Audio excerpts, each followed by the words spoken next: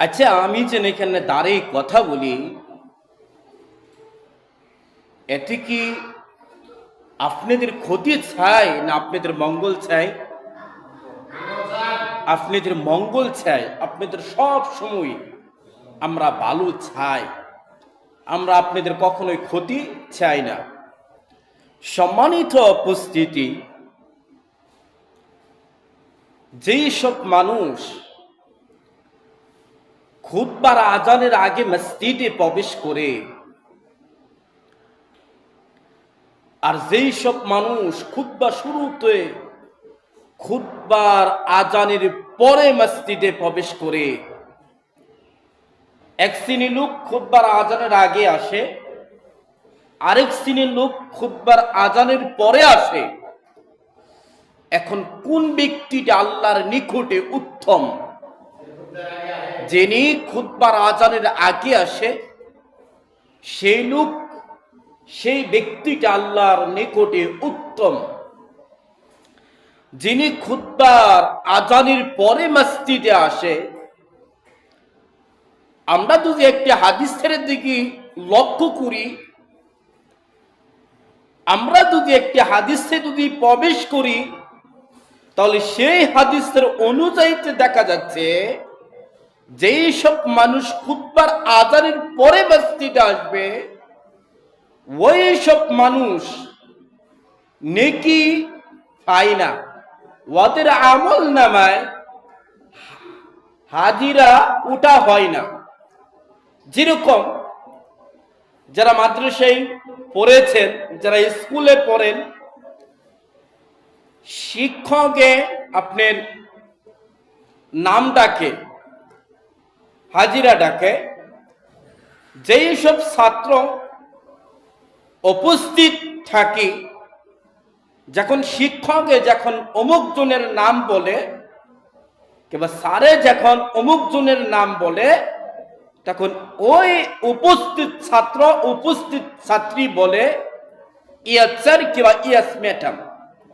যখন মাদ্রাসায় যখন ডাকা হয়, তখন তারা বলে লাব্বাইক। সম্মানিত উপস্থিতি, যেই সব ছাত্র ছাত্রী মাদ্রাসায় থাকে, ওদের নাম খাতায় তোলা হয়, হাজিরা দেওয়া হয়। আর যেই সব ছাত্র ছাত্রী মাদ্রাসায় থাকে না, ওদের নামে টিক শূন্য দেওয়া হয়, মানে তারা উপস্থিত নয়।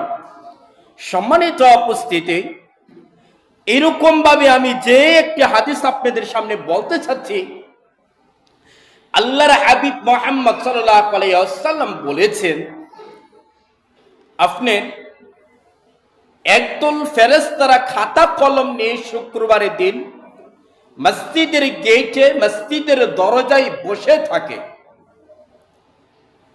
যখন খুতবার আজানের আগে যেই সব ব্যক্তি মসজিদে প্রবেশ করে, ওই ব্যক্তির নাম খাতার মধ্যে তুলে।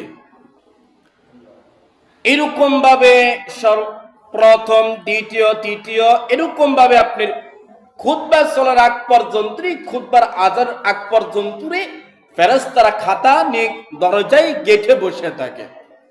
আল্লাহর হাবিব মুহাম্মদ সাল্লাল্লাহু আলাইহি ওয়াসাল্লাম বলেছেন, যখন মুয়াজ্জিন যখন খুতবার আজান দেয়, ইমাম যখন খুতবাতে দাঁড়িয়ে যায়, তখন সেই সব ফেরেশতারা খাতা কলম বন্ধ করে ইমামের খুতবা শ্রবণ করে।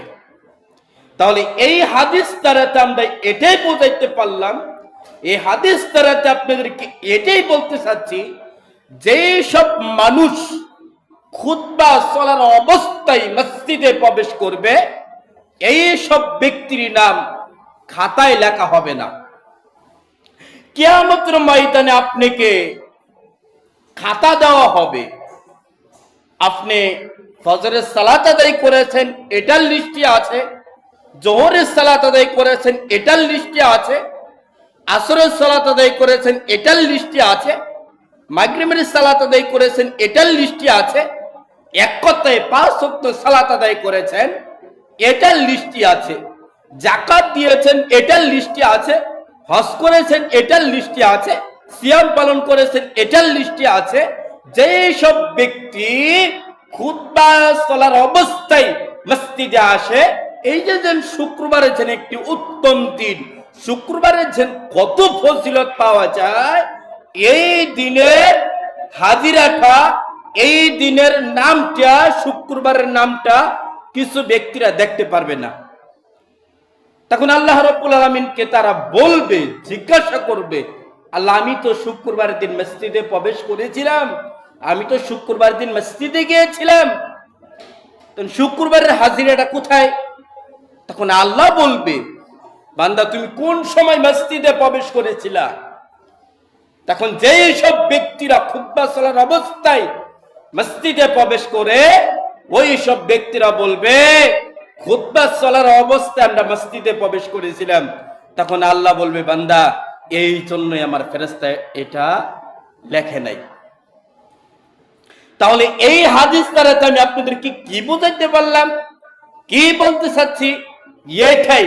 আর দেখুন, যেই সব ব্যক্তি খুতবার আজানের আগে মসজিদে প্রবেশ করে, আল্লাহ রাসূল সাল্লাল্লাহু আলাইহি ওয়াসাল্লাম বলেছেন, যে ব্যক্তি সুন্দর করে গোসল করবে, সুন্দর করে ওযু করবে, হেঁটে হেঁটে মসজিদে আসবে, ওই ব্যক্তি যদি ইমামের খুতবা শ্রবণ করে, লক্ষ্য করে শুনে, ইমামের সাথে যদি 2 রাকাত সালাত আদায় করে, তাহলে আল্লাহ রাব্বুল আলামিন ওই ব্যক্তির আমলনামায় এত নেকি দেওয়া হয়, 1 বছর নফল সিয়াম আদায় করলে যত নেকি হবে, ওই ব্যক্তির আমলনামায় আল্লাহ রাব্বুল আলামিন এত নেকি দান করে।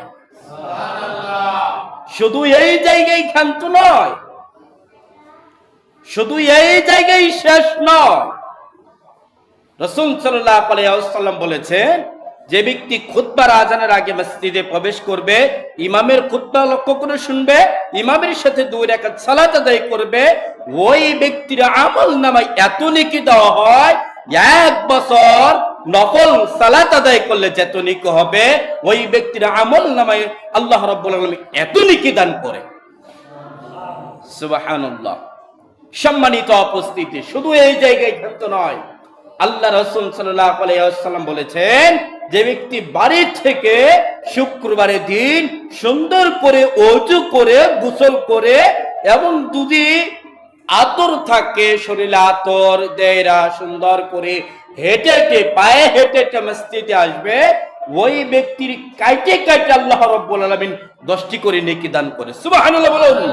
প্রথম কাইটে হবে 10 নেকি, এবং কি দ্বিতীয় কাইটে 10টি গুনাহ আল্লাহ রাব্বুল আলামিন মাফ করে দিবে। তৃতীয় কাইটে আল্লাহ রাব্বুল আলামিন তার 10টি মর্যাদা বাড়াই দিবে। সুবহানাল্লাহ বলুন।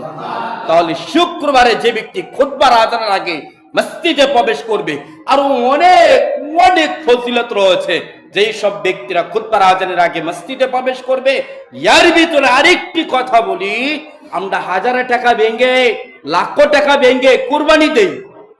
আল্লাহ রাসূল সাল্লাল্লাহু আলাইহি ওয়াসাল্লাম বলেছেন, যে ব্যক্তি খুতবার আজানের আগে মসজিদে প্রবেশ করবে, ওই ব্যক্তির আমলনামায় এত নেকি দেওয়া হয়, একটা লাল উট আল্লাহর রাস্তায় যেরকম কুরবানি দিলে যত নেকি হবে, যে ব্যক্তি খুতবার আজানের আগে মসজিদে প্রবেশ করবে, ওই ব্যক্তির আমলনামার মধ্যে আল্লাহ রাব্বুল আলামিন এত নেকি দান করে। সুবহানাল্লাহ। সম্মানিত উপস্থিতি, যত হাদিস এসেছে সব খুতবার আজানের আগে মসজিদে প্রবেশ করতে হবে। খুতবা শুরুর অবস্থায় মসজিদে প্রবেশ করলে আপনার নামই খাতার মধ্যে তোলা হবে না। আরো দেখুন সম্মানিত উপস্থিতি, শুক্রবারের অনেক ফজিলত রয়েছে। এই পৃথিবীটা আল্লাহ রাব্বুল আলামিন কি বারের দিন তৈরি করেছে? শুক্রবারের দিন আল্লাহ